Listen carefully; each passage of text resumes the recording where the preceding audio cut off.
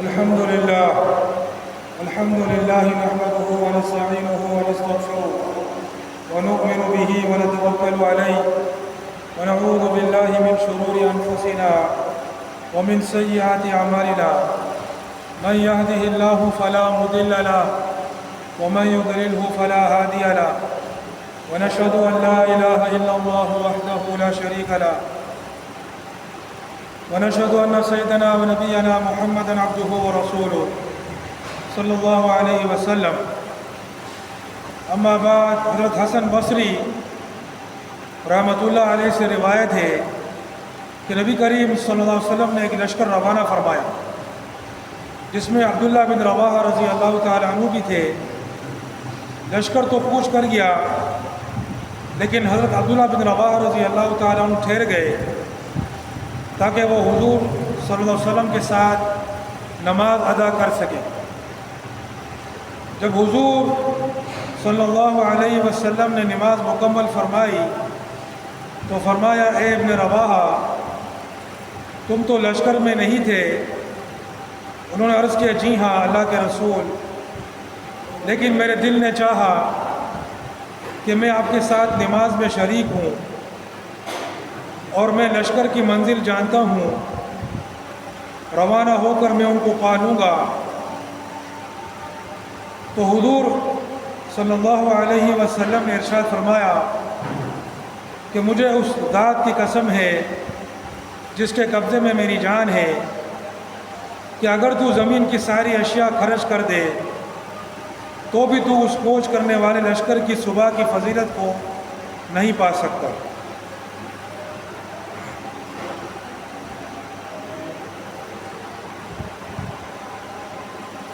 مسند احمد کی روایت ہے کہ عبداللہ بن رواحہ رضی اللہ تعالی عنہ نماز جمعہ میں شرکت کے لیے ٹھہرے تھے. یہ غزوہ موتا کا واقعہ ہے. عبداللہ بن رواحہ کو تیسرا امیر بنایا گیا تھا. عبداللہ بن رواحہ کے علاوہ دوسرے صحابہ کرام کو بھی حضور صلی اللہ علیہ وسلم نے جہاد سے معمولی تاخیر پر تنبیہ فرمائی. چنانچہ حدیث میں ہے کہ نبی اکرم صلی اللہ علیہ وسلم نے صحابہ کو جہاد کے لیے روانہ فرمایا تو ایک صحابی رک گئے تاکہ آن جناب صلی اللہ علیہ وسلم کے ساتھ ظہر کی نماز میں شریک ہو، اور فرمایا کہ میں نماز کے بعد آپ صلی اللہ علیہ وسلم کو سلام کروں گا اور الوداع کہوں گا، اور آپ صلی اللہ علیہ وسلم میرے لیے دعا فرمائیں گے جو قیامت کے دن مجھے میرے ان ساتھیوں سے افضل بنا دے گی. نماز کے بعد یہ صحابی سلام کی غرض سے حاضر ہوئے تو آن جناب صلی اللہ علیہ وسلم نے ارشاد فرمایا، کیا تم جانتے ہو تمہاری ساتھی تم سے کتنا آگے بڑھ گئے؟ تو انہوں نے عرض کیا کہ ہاں، آج کی صبح وہ روانہ ہوئے ہیں اور وہ اتنا آگے گئے ہیں.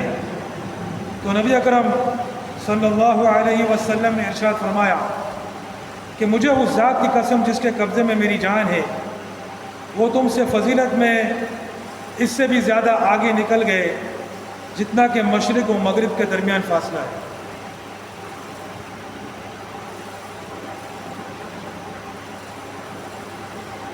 حضرت عمر رضی اللہ تعالیٰ عنہ نے ایک لشکر روانہ کیا.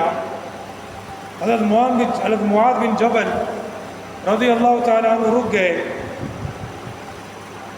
جمعہ پڑھنے کے لیے. جمعہ کے بعد حضرت عمر رضی اللہ تعالیٰ عنہ نے ان کو دیکھا تو فرمایا، دریافت کیا. تو انہوں نے کہا کہ میں جمعہ پڑھنے کے لیے رکا ہوں.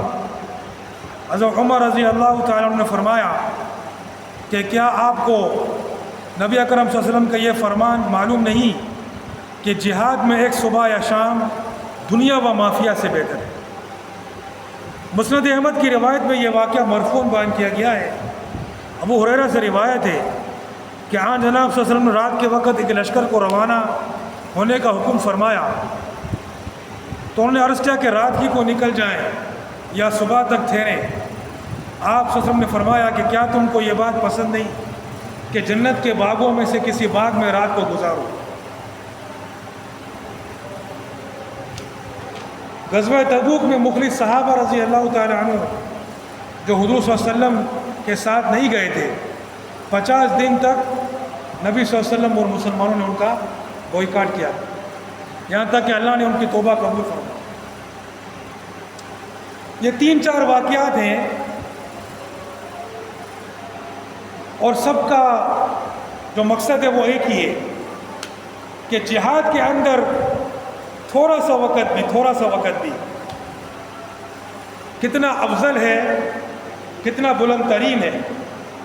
اب غزوہ موتا، اللہ اکبر، غزوہ موتا کیسے ہوئی تھی کہ حضور پاک صلی اللہ علیہ وسلم نے ایک صحابی کو، حارث رضی اللہ تعالیٰ عنہ کو روانہ فرمایا دعوت کا خط دے کر اسلام قبول کرنے کے لیے، ان کو روانہ کیا کہ وہ اس خط کو قیصر روم تک پہنچا دیں۔ تو راستے میں عرب کے جو قبائل تھے جو قیصر روم کے حامی تھے، ان کے حلیف تھے، ان میں سے کسی کے حوالے کیا اس خط کو، تو ان کو جو ہے شہید کر دیا گیا۔ حارث رضی اللہ تعالیٰ عنہ کو انہوں نے شہید کر دیا۔ اب اس وقت قیصر روم کی جو پوزیشن تھی وہ اس تھی جیسے آج لوگ امریکہ کی سمجھتے ہیں کہ امریکہ ہے، روس ہے، جیسے اس کو آج لوگ سمجھتے ہیں کہ بڑی طاقت ہے، حالانکہ کوئی طاقت نہیں، کچھ بھی نہیں، طاقت صرف اللہ کی طاقت۔ تو جیسا کہ آج کل امریکہ کو، روس کو سمجھتے ہیں، وہ اس وقت جو ہے وہ قیصر روم جو ہے ایک بڑی طاقت سمجھی جاتی تھی۔ ایک صحابی کو شہید کر دیا ہے، نبی اکرم صلی اللہ علیہ وسلم نے فرمایا تیاری کرو، اللہ اکبر۔ یہ ہے جہاد۔ آج جو ہے ہزاروں لاکھوں مسلمانوں کو قتل کر دیا جاتا ہے، کوئی پرواہ نہیں کرتا، کوئی پرواہ نہیں کرتا۔ اسی لیے آج ہم دنیا میں ذلیل و خوار ہو گئے۔ نبی اکرم صلی اللہ علیہ وسلم کے پاس کون سی طاقت تھی؟ کیا ان کے پاس کوئی بڑی فوج تھی؟ کیا ان کے پاس بڑے بڑے اسلحے تھے؟ بڑی ریاست تھی؟ نہیں، لیکن فرمایا، حکم دیا صحابہ کرام کو جہاد کے لیے تیار ہو جاؤ۔ 3000 کا لشکر تیار کیا کہ انہوں نے میرے صحابی کو شہید کیا ہے، اب ان کو سزا ضرور ملے۔ اور حضور پاک، یہ غزوہ موتا ہے، اس کو غزوہ موتا کہتے ہیں۔ اور نبی اکرم صلی اللہ علیہ وسلم نے فرمایا، حضرت زید رضی اللہ تعالیٰ عنہ کو سپہ سالار مقرر کیا اور فرمایا اگر وہ شہید ہو جائیں تو جعفر رضی اللہ تعالیٰ عنہ، اور اگر وہ بھی شہید ہو جائیں تو عبداللہ بن رواحہ رضی اللہ تعالیٰ عنہ سپہ سالار ہو، اور اگر وہ بھی شہید ہو جائیں تو پھر مسلمان اپنی مرضی سے جس کو چاہے امیر بنائے۔ تینوں کو نبی اکرم صلی اللہ علیہ وسلم نے مقرر فرمائے۔ تو یہ تیسرے درجے کے امیر تھے اس لشکر کے۔ اچھا، لشکر روانہ ہو گیا، جمعہ کا دن تھا۔ عبداللہ بن رواحہ رضی اللہ تعالیٰ نے سوچا کہ جمعہ کا دن ہے، ہاں لشکر تو روانہ ہو گیا ہے، میرے پاس ماشاءاللہ سواری ہے، گھوڑا ہے، میں حضور پاک صلی اللہ علیہ وسلم کے ساتھ یہ جمعہ ادا کروں گا، پتہ نہیں بعد میں نصیب ہو سکتا ہے شہید ہو جاؤں، واپسی نہ ہو۔ اور ایسا ہی ہوا، وہ واپس نہیں ہوئے، شہید ہو گئے۔ تو یہ آخری جمعہ ہو سکتا ہے، نبی صلی اللہ علیہ وسلم کے ساتھ پڑھوں۔ ہاں، نبی صلی اللہ علیہ وسلم کے پیچھے ایک نماز پڑھنا کتنی بڑی چیز ہے، کتنی بڑی سعادت ہے، کتنا بڑا ثواب کا کام ہے، یہ ہم تو سوچ بھی نہیں سکتے۔ مسجد نبوی کے اندر نبی اکرم صلی اللہ علیہ وسلم کے پیچھے جمعہ کی نماز پڑھنا، اللہ کتنی بڑی فضیلت ہے۔ تو عبداللہ بن رواحہ نے سوچا یہ جمعہ میں پڑھ لوں اور اس کے بعد جو ہے میں روانہ ہو جاؤں گا اور لشکر کو پکڑ لوں گا، ان کے ساتھ ہو جاؤں گا، میرے پاس ماشاءاللہ سواری بھی ہے، سب کچھ ہے، مجھے پتہ بھی ہے، راستہ بھی پتہ ہے، لشکر کو میں پکڑ لوں گا۔ تو جمعہ کی نماز پڑھی. نماز پڑھنے کے بعد حضور پاک صلی اللہ علیہ وسلم نے ان کو دیکھا کہ میں نے تو ان کو بھیج دیا ہے، یہ ابھی تک یہاں پر ہے، کیا ہوا؟ پوچھا بھائی کیا ہوا ابن رواحہ، تم لشکر کے ساتھ گئے نہیں؟ تو فرمایا کہ میرے دل نے چاہا کہ آپ کے ساتھ اس جمعہ کی نماز میں شریک ہو جاؤں، اور میں تو جانتا ہوں، راستے جانتا ہوں، ابھی میں روانہ ہو جاؤں گا، لشکر کو پالوں گا. تو نبی صلی اللہ علیہ وسلم نے فرمایا کہ اگر تم زمین کی ساری اشیاء اللہ کے راستے میں خرچ کر دو تو بھی وہ انہوں نے جو صبح کو وہ نکلے ہیں وہ اس کی فضیلت کو تم نہیں پاؤ گے. وہ صبح کو نکل گئے، وہ تم سے اتنا آگے بڑھ گئے فضیلت میں، ثواب میں، کہ اگر تم ساری دنیا کو اللہ کے راستے میں خرچ کر دو تو بھی اس ثواب کو نہیں پاؤ گے. اللہ اکبر. نبی صلی اللہ علیہ وسلم کے پیچھے جمعہ کی نماز پڑھی اور وہ لشکر تو روانہ ہو گیا، انہوں نے نہیں پڑھی یہ نماز، وہ صبح کو روانہ ہو گیا. مگر نبی صلی اللہ علیہ وسلم فرمایا کہ نہیں، تمہاری سوچ صحیح نہیں تھی، تم نے خطا کی، تمہارے اجتہاد میں خطا ہو گئی. صبح کو تم کو ان کے ساتھ چلے جانا تھا، اب تم اس ثواب کو نہیں پا سکو.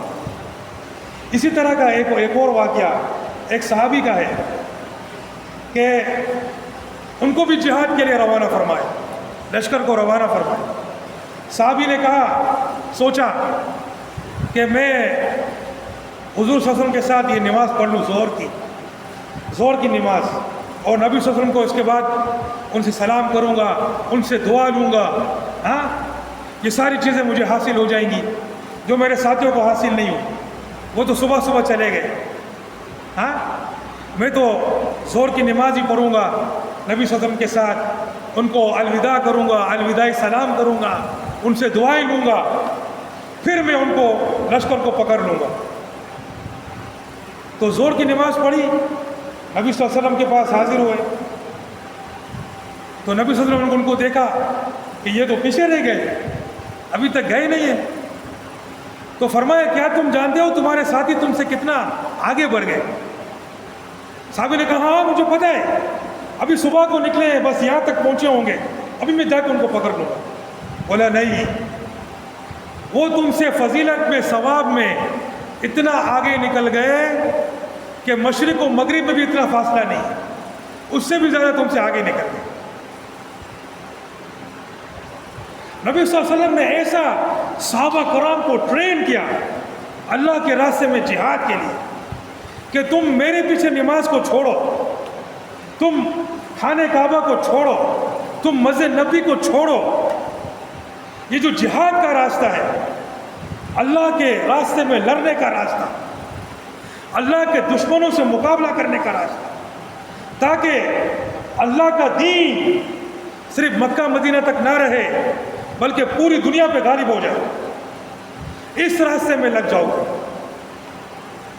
بولا یہ جماعت تم سے بہت آگے بڑھ گئی. اور اسی طرح کا ایک واقعہ حضرت معاذ بن جبل رضی اللہ تعالیٰ عنہ کہ عمر رضی اللہ تعالیٰ عنہ کی خلافت میں انہوں نے لشکر کو روانہ کیا. معاذ بن جبل بھی ان کے ساتھ ہیں. معاذ بن جبل نے بھی سوچا کہ آج جمعہ کا دن ہے، جمعہ پڑھنے کے لیے رک جاتا ہوں. ہاں، خلیفہ راشد ہیں عمر فاروق رضی اللہ تعالی عنہ، مسجد نبوی ہے، ہاں آخری جمعہ ہو سکتا ہے، پتہ نہیں واپس آنا نصیب ہونا ہو، شہادت ہو جائے، کیا ہو جائے. ہاں، عمر بن خطاب رضی اللہ تعالیٰ عنہ کے پیچھے جمعہ پڑھوں گا. انہوں نے جمعہ پڑھنے کے لیے رک گئے. جمعہ پڑھنے کے بعد حضرت عمر نے ان کو دیکھا کہ بھائی یہ تو یہاں ٹھہر گئے. فرمایا میں جمعہ پڑھنے کے لیے ٹھہرا ہوں، بس ابھی جا رہا ہوں. فرمایا آپ کو پتہ نہیں ہے کہ نبی کریم صلی اللہ علیہ وسلم فرمایا کہ جہاد میں ایک صبح یا ایک شام دنیا و مافیا سے بہتر ہے، دنیا و دنیا کی ہر چیز سے بہتر ہے. آپ مسجد نبی کی جمعہ کو چاہتے ہیں، میرے پیچھے جمعہ پڑھنا چاہتے ہیں، یہ بہت ثواب کا کام ہے، لیکن جہاد کا کوئی مقابلہ نہیں. اور یہ نہیں کہ یہ جہاد کو چھوڑ رہے ہیں، نہیں، وہ تو پالیں گے ان کو، ابھی گھوڑا دوڑائیں گے، بھاگ کے لشکر کو پالیں گے. ایسا تو نہیں ہے کہ جہاد کے پیچھے رہ گئے, صرف جمعہ پڑھنے کے لیے رکے, لیکن نہیں, نبی صلی اللہ علیہ وسلم کو یہ بات پسند نہیں آ رہی. فوراً نکلو, انفروا خفافا وثقالا, ہلکے ہو یا بھاری ہو, بوڑھے ہو یا جوان ہو, پیسے والے ہو, غریب ہو, کمزور ہو, طاقتور ہو, اسلحہ زیادہ ہے, اسلحہ کم ہے, لشکر زیادہ ہے, لشکر کم ہے, کوئی بھی صورتحال ہے, نکلو. وجاہدوا باموالکم وانفسکم فی سبیل اللہ, اور اللہ کے راستے میں جہاد کرو, جان و مال کے ساتھ. صحابہ کرام کی کہ دل کے اندر یہ بات بٹھا دی. صحابہ کرام سمجھ گئے تھے کہ یہی کام کرنا ہے, یہی کام کرنا ہے. صحابہ کرام نے ہر چیز کو چھوڑ دیا اس کام کو. اور ایک حدیث میں ہے کہ نبی صلی اللہ علیہ وسلم نے رات کو ایک لشکر کو روانہ کیا. تو لشکر والوں نے پوچھا, اے اللہ کے رسول, ابھی رات کو روانہ ہو جائیں یا صبح ہونے کے بعد روانہ ہو؟ نبی صلی اللہ علیہ وسلم فرمایا, کیا تم چاہتے نہیں ہو کہ یہ رات جنت کے باغوں میں سے ایک باغ میں گزرے؟ تم مدینہ میں ٹھہرنا چاہتے ہو, حالانکہ مدینہ میں ٹھہرنا کتنی بڑی سعادت ہے. ہاں, نبی صلی اللہ علیہ وسلم کا شہر ہے, اور پھر مسجد نبوی, وہاں پر فجر کی نماز صبح, اس کے بعد نبی صلی اللہ علیہ وسلم کے پیچھے نماز پڑھتا. اس سے بڑھ کر ہمارے تصور میں یہ چیز نہیں آ سکتی کہ حضور پاک صلی اللہ علیہ وسلم کی امامت کے پیچھے نماز پڑھنا. لیکن نبی صلی اللہ علیہ وسلم نے ان کو سمجھا دیا تھا کہ تم کو میری امامت کو بھی, میرے پیچھے نماز پڑھنا کو بھی تم کو جہاد کے لیے چھوڑنا ہے. جہاد کا کام سب سے اعلیٰ ہے. اگر یہ چھوڑو گے تو سب ختم ہو جائے, تم ذلیل ہو جاؤ گے, تم رسوا ہو جاؤ گے, اللہ کا دین کمزور ہو جائے گا, اللہ کے دین کا نفاذ ختم ہو جائے گا, اللہ کے دین کی جگہ دوسرے قانون غالب ہو جائیں گے.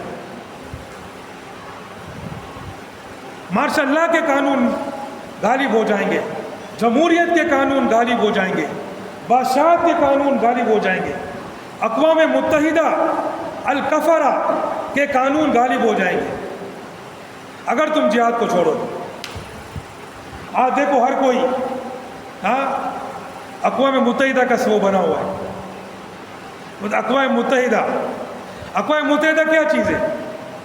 یہ کافروں کی بنائی ہوئی ہے, کافروں کی بنائی ہوئی ہے, سمجھے؟ اس میں سارے جو حکمران ہیں کافر ہیں. امریکہ, روس, برطانیہ, فرانس اور چین, جن کو ویٹو پاور حاصل ہے, یہ حکمران ہیں, باقی سارے غلام ہیں. ہاں, جس کو یہ چاہے تو وہ بھی حکمران. اب دیکھو یہودی کو امریکہ کی سپورٹ حاصل ہے, وہ جو چاہے کرے. 1948 سے لے کر آج تک اقوام متحدہ نے سینکڑوں قراردادیں پاس کر دی ہیں اسرائیل کے خلاف. اسرائیل سب کو توڑ دیتا ہے, کچھ نہیں ہوتا اس کو, کیونکہ حکمران کا سر اس کے ہاتھ پر ہے, امریکہ کا سر اس کے ہاتھ پر ہے. جو کرنا ہے کرو, اگر کوئی اور کرے تو اس پر پابندیاں, اس پر یہ, اس پر وہ. اقوام متحدہ کا حصہ بننا کفر ہے. اقوام متحدہ کیا ہے؟ ایک قانون ہے, اور وہ اسلام کے خلاف قانون ہے. اس کو تسلیم کرنا کفر ہے, اور یہ کفر ان ساروں نے کیا ہوا. پاکستان نے بھی کیا ہوا, عراق نے بھی کیا ہوا, افغانستان نے بھی کیا ہوا ہے, سعودیہ نے بھی کیا ہوا, عراق, سب اقوام متحدہ کا حصہ بنا. اقوام متحدہ کا قانون کس نے لکھا؟ امریکہ نے لکھا, برطانیہ نے لکھا. خود وہ اس قانون پر کوئی عمل نہیں کرتے. خود جس ملک پر چاہے حملہ کرتے ہیں, جس کو چاہے تباہ کرتے ہیں, جس کو چاہے برباد کرتے ہیں, جو چاہے کرتے ہیں. مگر تم اس پر عمل کرو گے. اقوام متحدہ کے مطابق تم جہاد نہیں کر سکتے. اقوام متحدہ کے قانون کے مطابق کوئی ملک دوسرے ملک پر حملہ نہیں کرے گا. مگر یہ صرف غلاموں کے لیے, امریکہ کے لیے نہیں ہے, روس کے لیے نہیں ہے, سمجھے, ان لوگوں کے لیے نہیں ہے. امریکہ جب چاہے جس کو چاہے حملہ کرتا ہے. یہودیوں کے لیے نہیں ہے, وہ امریکہ کی وہ کیا ہے، پالتو کتا ہے اس کا، سمجھے، مگر کوئی اور نہیں کرے۔ اسلام، اللہ ہمیں جہاد کا حکم دیتا ہے کہ تم جہاد کرو، تم کافروں پر حملہ کرو، چاہے وہ تم پر حملہ نہ کرے، تم حملہ کرو اس پر، تاکہ میرا دین غالب آ جائے، کافروں کی حکومت ختم ہو جائے، منافقین کی حکومت ختم ہو جائے۔ یہ سارے منافقین جنہوں نے مسلمان ملکوں پر قبضہ کیا ہوا، سارے منافقین، یہ سارے منافق نظام ہیں، جمہوری نظام، برطانیہ کا قانون، انگریزوں کا قانون، بادشاہی نظام، کسی نے بادشاہی نظام قائم کیا ہوا جیسے سعودیہ نے، عرب ملکوں نے، کسی نے جمہوری نظام قائم کیا ہوا جیسے پاکستان نے، سارے کے سارے منافقین۔ اللہ پاک حکم دیتا ہے تم لڑو، قاتلوہم حتی لا تکون فتنہ، تاکہ فتنہ ختم ہو جائے، وَيَكُونَ الدِّينُ كُلُّهُ لِلَّهِ، اور دین سارا کا سارا اللہ کے لیے، تاکہ میرا دین غالب آ جائے، قرآن و حدیث میری زمین پر چلے، اللہ کی زمین پر اللہ کا نظام۔ جمعیت والے کیا کہتے ہیں؟ جمعیت کا دستور اور پیغام اللہ کی زمین پر اللہ کا نظام، پھر پارلیمان میں جا کر بولتے ہیں ہم جمہوری لوگ۔ ایسے منافقین ہیں، یہ بڑی بڑی داڑیاں رکھی ہوئی ہیں اور اربوں خربوں کی جائیدادیں بنائی ہوئی ہیں، سمجھے نا؟ یہ منافقین ہے، منافقین کا ٹولہ ہے۔ ان کا مقصد صرف پارلیمان میں سیٹوں کو جیتنا ہے، اور جتنے بندے کھڑے کرتے ہیں نا سارے ایک نمبر کے شیطان ہوتے ہیں۔ ذرا دیکھو تو صحیح، سمجھے نا؟ نام رکھا ہوا ہے جمعیت علماء اسلام، اور جو کھڑے کرتے ہیں لوگ ان میں عالم تو دور کی بات ہے، سارے دھاری منڈے ہوتے ہیں۔ بلوچستان میں جتنے لوگوں کو کھڑا کیا، سرحد میں جتنے دیکھو ان کی داڑھی بھی نہیں ہوتی، سمجھے نا؟ ایسے کرپٹ لوگ، مقصد صرف سیٹ جتنا ہوتا ہے، وزارت حاصل کرنی تاکہ عیش کریں۔ منافقین ہے، منافقین، سمجھے نا؟ اس سے کبھی اسلام نہیں آئے۔ تم پارلیمان، تم گٹر میں جا کر بولو گے میں گٹر صاف کروں گا، گٹر میں جا کر تو اپنے آپ کو گندا کرتے ہیں، تو گٹر صاف کیسے کرے گا؟ تو گٹر سے باہر نکلے گا پھر گٹر کو صاف کرے گا۔ پہلے تو اس پارلیمان سے نکل، اس جمہوریت سے نکل، اس کے بعد جہاد کا اعلان کر اس گٹر کو صاف کرنے کے لیے۔ جب تک تو مسلح جہاد نہیں کرے گا اس گٹر کو صاف نہیں کر سکتا، اللہ کا نظام نہیں آ سکتا۔ حضور پاک صلی اللہ علیہ وسلم نے تلوار کے ذریعے اس دین کو نافذ کیا ہے، تلوار کے ذریعے، صحابہ کرام نے تلوار کے ذریعے اس دین کو نافذ کیا۔ کفر بھی اپنے آپ کو تلوار کے ذریعے نافذ کرتا ہے۔ کفر کیا باتیں کرتا ہے؟ نہیں، ڈائریکٹ حملہ کرتا ہے، ڈائریکٹ بم مارتا ہے۔ تبھی تو وہ بادشاہ بنا ہوا ہے دنیا کا، سمجھے نا؟ تو کفر بھی، شیطان بھی اپنا جو نظام ہے وہ طاقت کے ذریعے نافذ کرتا ہے۔ یہ دنیا کا اصول ہے، طاقت تم استعمال نہیں کرو گے تمہاری کوئی حیثیت نہیں۔ اسی لیے حضور پاک صلی اللہ علیہ وسلم نے صحابہ کرام کو سکھا دیا کہ تم کو مسجد نبی کی پرواہ نہیں کرنی ہے کہ مسجد نبی میں نمازیں پڑھوں، تم کو کھانے کعبہ کا نہیں سوچنا ہے کہ میں بار بار عمرے اور طواف کرتا رہوں، نہیں، تم میرے پیچھے نماز کے لیے کیوں رکے؟ تم کو میں نے صبح کو بھیجا تھا، تم نماز پڑھنے کے لیے رک گئے۔ سمجھا دیا صحابہ کو کہ جو تمہارا لشکر، جو تمہاری جماعت، جو تمہارے بھائی صبح کو نکل گئے اور تم نے سوچا کہ تم میرے ساتھ ایک نماز اور پڑھ لو اور پھر گھوڑے پر دوڑا کر ان کے ساتھ مل جاؤ، تم ثواب میں ان سے بہت پیچھے رہ گئے۔ تم ساری دنیا کو خرچ کر دو اللہ کے راستے میں، تم ان کے ثواب کو نہیں پا سکتے۔ حضور پاک صلی اللہ علیہ وسلم نے یہ بات ان کو سمجھا دی کہ تمہارے ہاتھ میں تلواریں ہونی چاہیے، یہ نہیں کہ تم تسبیح پکڑ کر اور مسجد نبی میں بیٹھ جاؤ اعتکاف کے لیے۔ اگر تم ایسا کرو گے تو یہ دین جو ہے وہ مغلوب ہو جائے گا، اس دین کی کوئی اہمیت نہیں رہے گی، نہ تمہاری کوئی اہمیت رہے گی، جیسا کہ آج ہے۔ آج ہم لوگ مسجد میں بیٹھے ہوئے، ہاں، جماعت والے بھی کیا کرتے ہیں؟ ایک مسجد دوسری مسجد میں جاتے ہیں، پھر تیسری مسجد میں جاتے ہیں، پھر وہاں پہ لوگوں سے بھیک مانگتے ہیں کہ مسجد میں آؤ، وہ ان کو تھپڑ مار کے بھگاتے ہیں۔ ہاں، ایسا بھی ہوتا ہے، تھپڑ کھا کے بولتے ہیں بھائی ہم کو تو بہت ثواب مل گیا، ہم نے تھپڑ کھائی، اللہ اکبر. صحابہ کرام کو کوئی ایک تھپڑ مارتا وہ اس کو 10 تھپڑ مار دیتے. سمجھے نا؟ انہوں نے مقابلہ کیا اللہ کے دشمنوں. اللہ کا دشمن ان پر ایک وار کرتا وہ اس پر 1000 وار کرتا. تم تھپڑ کھا کے بولتے ہو ایسی بے غیرتی کر کے آتے ہو. اس سے کوئی دین نافذ ہوگا؟ اس سے دین غالب ہوگا؟ تم تو دین کی بے عزتی کر رہے ہو, دین کی بےزتی کر رہے ہو. تم یہ دین غالب ہونے کے لیے, مغلوب ہونے کے لیے نہیں ہے. یہ دین طاقت کا دین ہے, کمزوری کا دین نہیں ہے. یہ دین غالب ہونے کے لیے, یہ زور آور دین ہے. یہ زور آور دین ہے. ہاں ہم لوگ زور آور نہیں, ہم نے چھوڑ دیے. دین تو زور آور ہے. دین ہمیں حکم دیتا ہے کہ تم زور آور ہو جاؤ, مقابلہ کرو میرے دشمنوں. اللہ پاک حکم دیتا ہے میں تمہارے ساتھ. تمہیں کسی چیز کی پرواہ کرنے کی ضرورت نہیں ہے کہ اس کے پاس اتنا اسلحہ ہے, اتنے ڈرونز ہیں, اتنے میزائل ہیں, اتنے ایٹم بم ہیں. کسی چیز کی پرواہ کرنے کی تمہیں ضرورت نہیں. تم میرے لیے کھڑے ہوگے, میری مدد تمہارے ساتھ ہو. ان تنصروا اللہ ینصرکم ویثبت اقدامکم. تم اللہ کی مدد کرو, یعنی اللہ کے دین کی مدد کرو, اللہ تمہاری مدد کرو, تمہارے قدموں کو جما دے گا. صحابہ کرام کے پاس کیا تھا؟ کچھ نہیں تھا ان کے پاس, مگر پوری دنیا کو فتح کیا ہوا, پوری دنیا کو فتح کیا ہوا. کیوں؟ ان کے ساتھ اللہ کی مدد. وہ اس کام کے لیے کھڑے ہو گئے, وہ جہاد کے لیے کھڑے ہو گئے. وہ مسجدوں میں جا کر لوگوں سے بھیک نہیں مانگتے تھے کہ مسجد میں آؤ, نہیں.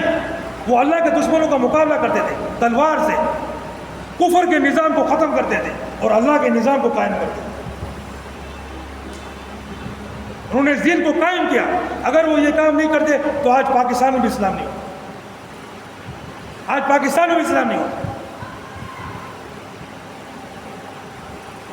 تو میرے بھائیوں, آج ہم لوگ جو ذلیل و خوار ہیں, ہماری کوئی اہمیت نہیں ہے, کوئی حیثیت نہیں ہے. ہم پر جب چاہے لوگ حملہ کر دیتے, جب چاہے قتل کر دیتے ہیں, جب چاہے تباہ و برباد کر دیتے ہیں. اس کی وجہ یہ ہے ہم نے جہاد کو چھوڑا, ہم نے اللہ کے راستے میں لڑنے کو چھوڑا. آج اگر کوئی لڑتا بھی ہے تو وطنیت کے لیے لڑتا ہے, قومیت کے لیے لڑتا ہے. اس کی سوچ قومیت والی سوچ, یہ انگریزوں نے ڈال دی ان کے اندر کہ تم پاکستانی ہو, تم عراقی ہو, تم افغانی ہو, تم سعودی ہو, تم شامی ہو, تم سب الگ الگ ہو. وہ پاکستانی کو مار رہے, تمہیں کیا پرواہ کرنے کی ضرورت؟ تم اپنا کرو, تمہاری ہماری دوستی ہے. وہ غازہ کے بندوں کو مار, تمہیں کیا ضرورت؟ تم اپنی کرو. یہ ہماری یہ سوچ بنا دی, اور سارے منافقین اپنے بٹھا رکھے ہیں اوپر. ان سب کی سوچ ایسی ہے, سارے ایک نمبر کے منافقین, سب کی سوچ ایسی ہے. بھائی وہ وہاں مار رہا ہے, اس سے میرا کوئی تعلق نہیں, میرے کو مارے گا پھر میں. اور حضور پاک صلی اللہ علیہ وسلم لشکر کو روانہ کرتے ہیں. ایک صحابی کو شہید کیا, ایک صحابی کو شہید کیا, قاصد بھیجا, اس کو شہید کر دیا. روانہ کرتے ہیں لشکر, 3000 کا لشکر روانہ کرتے ہیں. اور کس سے مقابلہ؟ روم سے. اس وقت روم میں تھا جیسے آج امریکہ ہے, بہت بڑی طاقت تھا, بہت بڑی طاقت تھا. اور مسلمانوں کے پاس کیا؟ ایک مدینہ تھا, مدینہ کی ریاست, اور وہ اتنی بڑی ریاست تھی, یورپ, ایشیا اور افریقہ پر اس کی حکومت تھی. یورپ کا حصہ, ایشیا کا حصہ اور افریقہ کا حصہ, اتنی بڑی ریاست, اور 3000 کا لشکر روانہ کر جاؤ. اور صحابہ کرام روانہ ہو جاتے. اللہ اکبر. وہاں سے 2 لاکھ کا لشکر آتا ہے لڑنے کے لیے, اور صحابہ کرام اس سے لڑتے ہیں. صحابہ کرام لڑتے ہیں, بھاگتے نہیں ہیں. یہ بھاگنا صحابہ کرام نے سیکھا نہیں تھا, یہ ان کی گھٹی میں تھا نہیں. اور ایسا لڑتے ہیں کہ وہ لوگ واپس چلے جاتے ہیں. زید رضی اللہ تعالیٰ امیر بنتے ہیں, وہ لڑتے ہیں, ڈنڈا ہاتھ میں لیتے ہیں. جعفر رضی اللہ تعالیٰ عنہ پھر وہ شہید ہو جاتے ہیں. جعفر رضی اللہ عنہ ڈنڈا ہاتھ میں لیتے ہیں. کافر ان کا ایک ہاتھ کاٹتے ہیں, وہ دوسرے ہاتھ میں ڈنڈا پکڑتے ہیں. کافر یہاں سے یہ ہاتھ کاٹتے ہیں, وہ یوں کر کے ڈنڈا پکڑ لیتے ہیں. حضور پاک صلی اللہ علیہ وسلم کہتے ہیں کہ جعفر نے اپنے دونوں ہاتھ اللہ کے راستے میں قربان کیے، اللہ نے اس کو جنت میں 2 پر دیے، وہ اس سے اڑ رہے جنت میں، اس لیے ان کو جعفر تیار کہتے ہیں۔ اس کے بعد عبداللہ بن رواحہ امیر بنتے ہیں، وہ لڑتے ہیں، وہ بھی شہید ہو جاتے ہیں۔ اس کے بعد خالد بن ولید رضی اللہ تعالیٰ عنہ، سیف اللہ، اللہ کی تلوار، وہ امیر بنتے ہیں، اور وہ ایسی جنگ لڑتے ہیں کہ ان کے ہاتھ سے 9 تلواریں ٹوٹ جاتی ہیں۔ ایک تلوار لیتے ہیں، اس سے اتنا لڑتے ہیں کہ وہ ٹوٹتی ہے، دوسری تلوار نکالتے ہیں، اس سے اتنا لڑتے ہیں کہ وہ ٹوٹتی ہے، تیسری تلوار، دیکھو سوچو کیسی لڑائی لڑی ہوگی کہ تلواریں ٹوٹ رہی ہیں۔ یہ حضور پاک صلی اللہ علیہ وسلم نے ان پر ایسی محنت کی تھی، وہ سمجھ گئے تھے کہ یہی کام ہے، یہی کرنا ہے، یہ اگر چھوڑیں گے تو پھر ختم ہو جائے۔ جس طرح آج ہمارے یہاں، آج ہم لوگ کیا ہے، ہماری کوئی اہمیت نہیں ہے دنیا کے اندر، ہم ذلیل و خوار، دنیا کی سب سے ذلیل ترین قوم آج مسلمان ہو گئی۔ حالانکہ پیسہ ان کے پاس، تیل ان کے پاس، ذخائر ان کے پاس، معدنیات ان کے پاس، کیا کمی ہے ان کے پاس؟ جغرافیائی علاقہ بھی سب سے بہترین علاقہ دنیا کے بیچوں بیچ وہ ان کے پاس ہے، مگر یہ سارے نام کے مسلمان ہیں، سارے منافقین بیٹھے ہوئے ہیں، سارے منافقین۔ ٹرمپ آتا ہے اور سعودیہ جاتا ہے، یہ سارے ایک نمبر کے بغیرت منافقین، یہ سب اس کا استقبال کرتے ہیں جیسے کوئی دنیا کا بادشاہ آ گیا، لڑکیاں تک اس کا استقبال کرتے ہیں۔ حالانکہ غزہ کے اندر جو کچھ بھی ہو رہا ہے وہ سب امریکہ کی وجہ سے، اسرائیل کے پاس ایک گولی بھی اگر ہے وہ امریکہ کی دی ہوئی ہے، اس کا سارا اسلحہ امریکہ دیتا ہے، اور یہ سارے بے غیرت، یہ قطر، یہ سعودی، یہ سارے بے غیرت، اور پاکستان بھی ایک نمبر کا بے غیرت، سارے بے غیرت، سارے منافقین، کسی کو کوئی پرواہ نہیں ہے۔ اور ہمارے نبی صلی اللہ علیہ وسلم ایک مسلمان کے خون کے لیے لشکر روانہ کرتے تھے، لشکر جاؤ، اور سوچتے نہیں تھے کہ سامنے کون ہے، تو ان کی نظر اس پہ تھی نہیں، اللہ پر نظر ہے، اللہ پر توکل ہے۔ میرے بھائیو، جب تک ہم اس جہاد پر نہیں آئیں گے ہمارا کوئی مسئلہ نہیں، یہ ہم پر فرض ہے، جس طرح نماز فرض ہے، جس طرح روزہ فرض ہے۔ جب تک ہم اللہ کے راستے میں جہاد نہیں کریں گے، جب تک ہم اللہ کے راستے میں لڑیں گے نہیں، یہ جہاد میں جہاد جو صحابہ کرام کا جہاد ہے، جو حضور پاک صلی اللہ علیہ وسلم کا جہاد ہے، اس کی بات کر رہا ہوں، یہ فضل الرحمان والا جہاد کی بات نہیں کر رہا ہوں۔ یہ منافقین جو مارچ مارتے ہیں اور بولتے ہیں ہم جہاد کر رہے ہیں، جب تک ہم نبی صلی اللہ علیہ وسلم والا جہاد نہیں کریں گے، تلوار والا جہاد، مشین والا جہاد، خدا کی قسم کھا کر کہتا ہوں ہم اسی طرح ذلیل رہے۔ مسجد میں ممبر پر بیٹھ کر قسم کھا کر کہتا ہوں اللہ کی، ہم اسی طرح ذلیل خوار رہے۔ ہم کو اللہ کے راستے میں جہاد کرنا پڑے گا، ان منافقین سے بھی کرنا پڑے گا، اور پھر ان کے آگے جو ان کے سربراہ ہیں خلے کافر، ان سے بھی کرنا پڑے گا۔ جب ہم یہ کام کریں گے تو پھر اللہ پاک ہمیں دنیا میں بھی عزت دے گا اور آخرت میں بھی عزت دے گا، ورنہ ہم دنیا میں ذل و خوار ہوں گے اور آخرت بھی ناکام ہی ناکام۔ اس کام کے لیے کون کون تیار؟ اللہ پاک ہم سب کو اپنے راستے میں جہاد کرنے کی توفیق عطا فرمائے، اپنے راستے میں لڑنے کی توفیق عطا فرمائے، اپنی خلافت کو قائم کرنے کی توفیق عطا فرمائے۔ اللہ پاک مسلمان مظلوم جو ہیں پورے عالم کے اندر ان کی مدد فرمائے، غازہ کے اندر، فلسطین کے اندر، کشمیر کے اندر، برما کے اندر، جہاں جہاں مسلمان مارے جا رہے ہیں اللہ پاک ان کی مدد کرے۔ اللہ پاک امریکہ کو، یہودیوں کو نیست و نابود کرے، اور یہ سارے جو بغیرت منافقین، چاہے وہ اپنے آپ کو عرب کہتے ہوں یا عجم میں سے ہوں، جو بھی ہوں، اللہ پاک ہم سے ہماری جان ان لوگوں سے چھڑائے، ان کو غارت کرے، ان کو برباد کرے، اور اللہ پاک جو ہے صحیح اسلامی نظام ہمیں عطا فرمائے، اور اس کے لیے ہمیں جہاد کرنے کی توفیق عطا فرمائے۔ وآخر دعوانا الحمدللہ۔